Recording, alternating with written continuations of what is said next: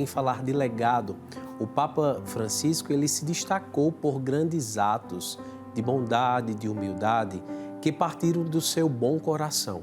Ao longo desses 12 anos de pontificado, o Papa se manteve perto dos pobres, reforçou o cuidado com a casa comum, a importância da misericórdia e a promoção da justiça social. E eu tenho a alegria agora de conversar com a professora Alzirinha, ela que é doutora em teologia e vai falar conosco, aprofundar conosco sobre o legado que o Papa Francisco deixa, refletindo sobretudo a sua missão, os seus gestos e os impactos que o seu pontificado deixa para a Igreja e para o mundo. Bom dia, professora Alzirinha. Bom dia, Padre Jadeilson, bom dia, Vanessa. Cumprimento também todos aqueles e aquelas que nos acompanham nas redes de transmissão. Professora, é uma alegria tê-la conosco nesse dia, apesar da tristeza da partida do Papa Francisco, o seu legado, de fato, acendeu em nós uma centelha de esperança, uma chama viva de esperança. Eu queria começar a nossa conversa perguntando para a senhora como a senhora definiria o legado do Papa Francisco nestes anos de pontificado.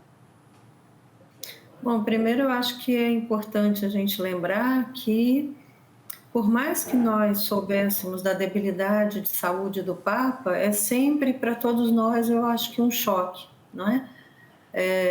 A morte, de fato, ela é sempre, ainda que nos abra uma esperança, estamos hoje vivenciando a oitava da Páscoa, quer dizer, a oitava, o dia seguinte à celebração da ressurreição, e essa é a base da nossa fé. É sempre uma dor muito grande perder alguém que se fez tão próximo da sua igreja, tão próximo do seu povo, e ele chamava esse povo de povo santo de Deus, tão humanizado, não é? Então, eu acho que esse é um primeiro legado do Papa Francisco. O Papa Francisco, ele conseguiu humanizar a imagem de um Papa, não é? Aquele Papa que era tão formal, tão distante, à luz também de João 23, que soube também fazer essa humanização a seu tempo, mas no mundo tão midiático, o Papa, esse Francisco, ele de fato entrou na casa de cada um de nós como se fosse cada um de nós, não é? Nós nunca tivemos um período da Igreja em que houve uma convergência, não só dos cristãos católicos, mas daqueles que estavam um pouco mais já afastados da Igreja, aqueles que não eram católicos, aqueles que eram de outra denominação religiosa. Nós nunca tivemos uma convergência na história em torno a uma figura, não só porque o Papa era carismático, e de fato ele o era, não só porque ele tinha esse jeito latino-americano de ser, e isso ia muito de encontro à nossa maneira latino-americana de ser, mas, sobretudo, porque era um Papa que sorria, um Papa que tinha gestos concretos, um Papa que era atento às vozes das pessoas, que se aproximava das pessoas, que tocava as pessoas, não é? Como qualquer outro ser humano, entre aspas, normal, de uma vida normal, não é? Eu acho que um segundo legado importante de dizer, a partir desse jeito de ser do Papa, desse jeito humanizado, deu a ele uma voz muito poderosa, que é uma voz profética, não é? Eu acho que o Papa, esse era talvez a única voz a ser ouvida, não é? Tanto para a denúncia quanto para o anúncio do Evangelho e a denúncia das questões todas e todas as demandas que iam em encontro ou iam contra o valor do Evangelho, ele era ouvido, seja para criticá-lo, seja para apoiá-lo, mas ele era uma voz hoje no mundo que se fazia ouvir, então, na globalidade. E isso, para nós, em teologia, se chama profecia, não é? Profecia trata de dizer aquilo que é para ser dito, na hora que é para ser dito e na melhor forma que é para ser dito. Isso se traduz no que nós chamamos da palavra veraz, da palavra verdadeira. E a palavra verdadeira é aquela que contribui para as demandas do mundo presente. Não é aquela que fica sonhando com o passado que já foi, como alguns grupos hoje insistem, inclusive contrariando o próprio Papa. Não é aquela que fica sonhando com um futuro que está lá na frente, que a gente não sabe onde vai ser e como vai se concretizar, mas é aquela voz que diz para as demandas do que nós temos agora, como é que o Evangelho e a Igreja pode contribuir, notadamente, para o resgate da humanização da humanidade. E esse é um grande tema do papado de Francisco: o resgate da dignidade humana, o resgate da humanidade que se perdeu, daí ele vai dizer de um novo humanismo integral, numa sociedade que está construída para dizer de nós como uma sociedade que desumaniza, não uma sociedade que humaniza, não é? E ele vai dizendo isso de diferentes maneiras e levantando diferentes projetos. O projeto da nova economia integral, quer dizer, aqui no Brasil nós temos a economia de Francisco e Clara, uma outra forma de pensar esse sistema econômico que exclui e que mata aqueles que têm menos possibilidade, uma nova educação, um novo olhar sobre as tecnologias que se tornou, que apesar de muito úteis, hoje vem se tornando um elemento de exclusão também. Então, uma outra chave do Papa Francisco, que é também a chave de Jesus, é a chave da inclusão. Francisco era alguém que pensava continuamente em incluir pessoas. E incluir pessoas não quer dizer colocar e concordar com tudo que as pessoas fizessem, mas é acolher no modo de Deus e acolher no modo de Jesus. Por isso, logo no comecinho do seu pontificado, ele inaugura o que nós chamamos de o Ano da Misericórdia, que é para nos lembrar que Deus é esse que Jesus nos anuncia e que Deus é esse que nós dizemos e nos afirmamos como seguidores e seguidoras, através e na pessoa de Jesus, deste Deus. E esse Deus é um Deus que é misericordioso, é um Deus que acolhe, é um Deus que inclui, é um Deus que nos ajuda a caminhar num processo de nos colocarmos de uma outra forma no mundo, não necessariamente selecionando entre pessoas e pessoas, mas nos convergindo para esse exercício amoroso que nos traz a mensagem mesmo e nos traz aquilo que é Deus. E o Papa se coloca com misericórdia em todas as suas falas, em todas as seus debates. A Igreja passa a se colocar nesse sentido com os seus interlocutores, num sentido de igualdade, de tentar compreender o outro, e ele vai expressar isso de uma maneira muito bonita na sua encíclica, na Evangelii Gaudium, que desde o meu ponto de vista e de muitos teólogos, é o programa de governo do Papa, a alegria do Evangelho. Não é? Não há como dizer da alegria do Evangelho às outras pessoas sem incluí-las, sem desejar que elas se tornem cada vez mais humanas, sem pensar num papado que ri, sem pensar na humanidade desse homem que nos últimos 12 anos esteve à frente e à condução da Igreja. Esse exercício de misericórdia leva como base a um exercício de diálogo, e o Papa foi um homem de diálogo, inclusive de diálogo com aqueles que faziam resistência ao seu papado. Não é? Tem uma entrevista que ele dá muito interessante numa das viagens, e quando ele voltava das viagens apostólicas, ele voltava dando entrevistas ao grupo de repórteres, de jornalistas que o acompanhavam, e alguém pergunta a ele: quando você ouve, né, o senhor ouve dessas resistências todas, qual é a sua preocupação? O que você faz? Ele dizia: eu deito e durmo. E ele deitava e dormia não porque era indiferente, deitava e dormia porque, movido pelo Espírito, tinha segurança da condução que dava a esse momento a Igreja. Mas também porque tinha essa carta do diálogo que permitia, no dia seguinte ao acordar, continuar o debate, inclusive com esses grupos, com outras denominações religiosas, com outras vertentes políticas. Através desse diálogo, o Papa tentava entender esse mundo atual.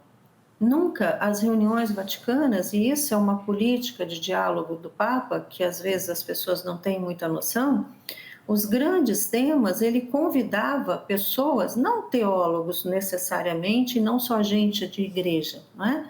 Mas ele convidava pessoas técnicas, pessoas das áreas diferentes para discutir tecnologia. Ele convidou todas as big techs, todos os responsáveis, por exemplo, pela inovação das tecnologias, para sentarem e discutirem lá no Vaticano um determinado tema, e finalmente entrava ele nas reuniões para dizer: olha, está tudo certo, tudo entendido, mas, não é, do ponto de vista da igreja, do ponto de vista do evangelho, do ponto de vista da humanidade, precisamos nós pensar também neste e naquele outro ponto. E nisso ele foi construindo, nessa dinâmica, ele construi a partir da humanização e do diálogo, ele constrói uma rede, de fato, que por vezes olhando parece que é uma rede muito mais fora da dinâmica eclesial do que dentro da dinâmica eclesial, de convergência para todos essas demandas tão urgentes que nós temos hoje. Nós vivemos num mundo que se globalizou, nós vivemos num mundo onde tudo ficou muito próximo e tudo ficou muito urgente, porque tudo é muito visível, né? E fomos atropelados no meio desse papado pela pandemia.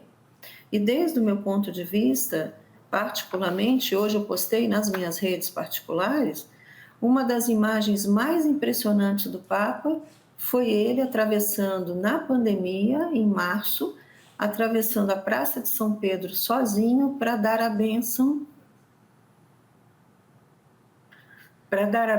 então, ao mundo. E sozinho ele não estava, não é? Ele levava consigo, eu acho que toda a humanidade que naquele momento, e esse para mim foi o ponto maior de convergência daquilo que é o Papa, né?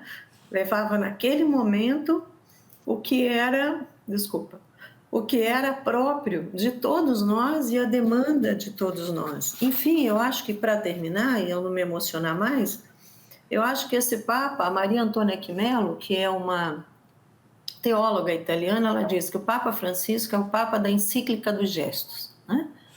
Por mais que ele não tivesse escrito absolutamente nada, olhando para ele, nós saberíamos qual é a condução que ele desejava para a igreja, não é? A condução de uma igreja própria, próxima do povo, de uma igreja próxima da realidade, de uma igreja que efetivamente pudesse contribuir com as demandas atuais que hoje o mundo, nessa dinâmica de sociedade que nós temos, precisa tanto, e que nós entendemos que o Evangelho pode, de fato, ser um elemento fortemente contribuidor, respeitando as diferenças, para a transformação, então, dessa sociedade. Professora, as suas lágrimas realmente nos comovem, e como é bonito nós ouvirmos isso. O Papa escreve uma grande encíclica, a encíclica dos gestos. E eu acredito, depois de suas palavras, que um dos legados que deixa Francisco talvez não esteja nem escrito, né? Foram seus gestos de proximidade com a humanidade. O desejo dele, né, a senhora bem falou aqui, é um processo de humanização. Lembrar a humanidade de que somos humanos, né? De que as nossas relações, elas precisam estar pautadas no amor, na solidariedade, na fraternidade. E nenhum documento, talvez, tivesse a capacidade de expressar e de condensar aquilo que o Papa Francisco sonhava para a Igreja. Mas eu acredito que os seus gestos, as suas atitudes, comunicaram o Evangelho. Desde o teólogo até a pessoa mais simples, a mensagem foi anunciada, foi proclamada. E eu acredito que esse seja um dos legados do Papa Francisco que marcará o futuro da Igreja. Vivendo hoje, agora, professora, olhando para o futuro, a senhora que tão bem estudou aí o pontificado do Papa Francisco, os seus documentos, o sínodo, a senhora esteve muito aí presente nesse processo de sinodalidade. Como a senhora olha agora para a Igreja pós-Francisco? Então, Padre Jadeilson, eu vejo que o Papa, e ele dizia isso, ele era um homem que abria processos, não é? Ele é o homem do processo. Se há uma outra característica do Papa, é dizer que, de fato, ele é o homem do processo. Então, nesse curto papado, e de fato foi muito curto, poderia ter ido muito mais longe se não fosse a sua condição de saúde, eu acho que ele trouxe à tona elementos muito importantes que solidificam uma igreja para o século XXI. Não é? Nós demos, num curto espaço de tempo, muitos passos através da abertura de processos que cabe agora a cada um de nós, primeiro, ao povo de Deus em geral, conhecer esses processos, segundo, abraçar esses processos e concretizá-los. Então, o grande processo e o último que condensa, eu poderia dizer, esse papado, é o processo sinodal, não é? Francisco era um homem que sonhava com uma nova forma de ser igreja que ele condensa no processo sinodal. E o processo sinodal não é simplesmente caminhar juntos, isso nós já fazíamos até aqui, mas é caminhar juntos de uma outra maneira, caminhar juntos de uma outra forma, caminhar juntos à luz da escuta, à luz da dinâmica do espírito, à luz da inclusão daqueles que querem estar conosco e que eventualmente não deixamos, à luz daquilo que deveríamos ser e que traduz melhor também a forma de ser da pessoa de Jesus e das comunidades que eram, não é, das comunidades também de Jesus. Isso não quer dizer que não tenhamos problemas, isso não quer dizer que não tenhamos divergência, isso não quer dizer que agora somos todos santos que estamos na igreja. Não, isso quer dizer que somos humanos, mas que enquanto humanos devemos superar as nossas limitações e irmos nos tornando cada vez mais comunitariamente conformes, quer dizer, de acordo com o rosto cristológico, com o rosto da pessoa do Cristo, com o rosto da pessoa de Jesus. Então, eu acho que o processo sinodal, e de fato foi um processo que nasce em 2020, a última aula sinodal foi em outubro do ano passado, foram 2 encontros. O Papa quis ouvir, não é, nessa dinâmica, toda a base da igreja, não é? E de fato, a base da igreja, lamentavelmente, alguns não quiseram participar, mas enfim, a base da igreja, na sua grande maioria, foi ouvida. Os temas trabalhados nas aulas sinodais foram temas que nasceram dessa escuta sinodal, que não era simplesmente dizer por dizer, mas era discernir, quer dizer, pensar de uma forma à luz do Espírito, qual era o melhor caminho e quais as questões deveriam ser tratadas. E é bom lembrar que o processo sinodal, ainda que nós não tenhamos mais o Papa, mas por ser processo, ele continua ainda hoje, não é?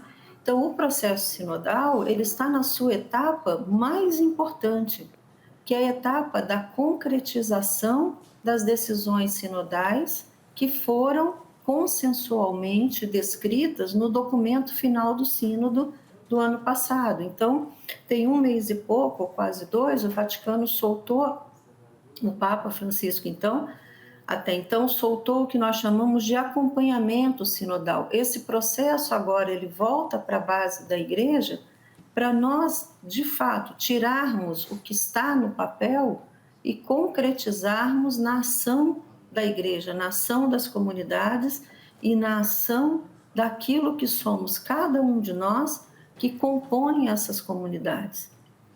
Então, eu acho que o processo sinodal diríamos, numa linguagem bem popular, né? A grande cereja do bolo do Papa Francisco, não é? que nos dá a possibilidade, de fato, de uma continuidade dentro da sua linha apostólica, dentro de todos os resgates que ele construiu para a igreja do século XXI. Agora, você me pergunta o que se espera? Eu espero primeiro que nós continuemos esse processo e as intuições e as concretizações feitas pelo Papa Francisco e realizadas por ele, não é?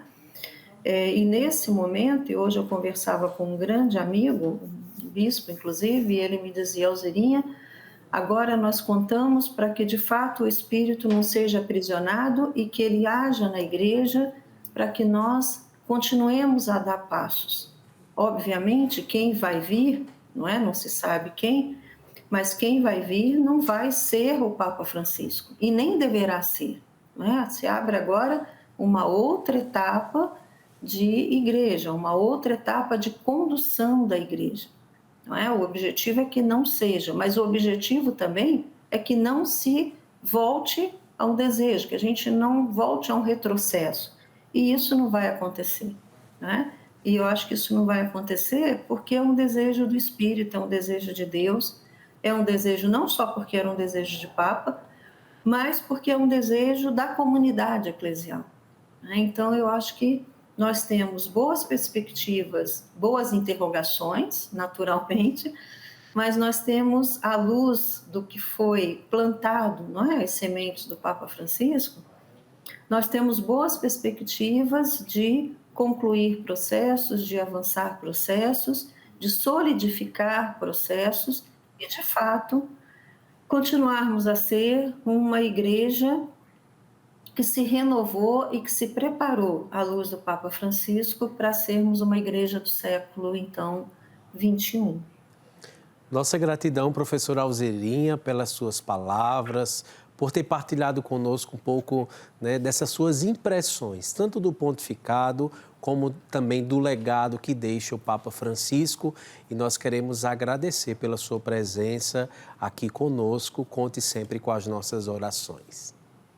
Obrigada, eu agradeço o convite e desejo a vocês também uma boa cobertura para esse dia tão, não é?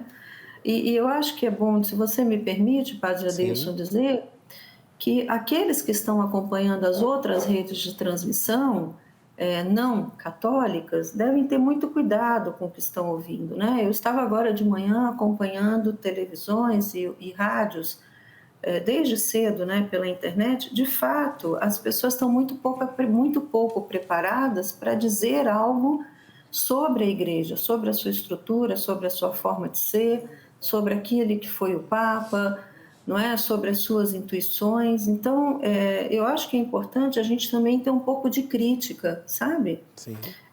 Agora, a respeito dos canais de comunicação, não é? Porque não são poucas as inconsistências, não é? As inconsistências das informações, dos próximos passos, não é? Que tem agora esse processo de uma outra eleição. Agora começam a surgir os achismos, não é? E eu acho que é importante chamar a atenção do povo santo de Deus para ter cuidado também com os achismos, não é? E para se informarem de fatos em meios de comunicação, como a TV Pai Eterno e outras TVs católicas, e não só católicas, mas outros que estejam de fato um pouco mais preparados para esse momento, né? Eu entendo que todos fomos pegos no contrapé, imaginando que ontem o Papa estava na Praça de São Pedro e hoje ele já não está mais, mas eu acho que é importante ter também um senso crítico nesse momento. Exato. E eu acredito que o que precisa ser evidenciado nesse momento é a importância que teve Francisco na vida e na história da igreja, o seu legado, né, ao invés de estarmos especulando aí do futuro Papa, né? Eu acredito que hoje é dia de exaltar, de fato, a figura, a missão, o profetismo com que o Papa Francisco, né, levou o Evangelho na vida de cada um de nós. Professora Alzerinha, nossa gratidão pela sua colaboração aqui no nosso programa Família de Amor, nessa segunda-feira especial, dando adeus ao Papa Francisco. Minha gratidão.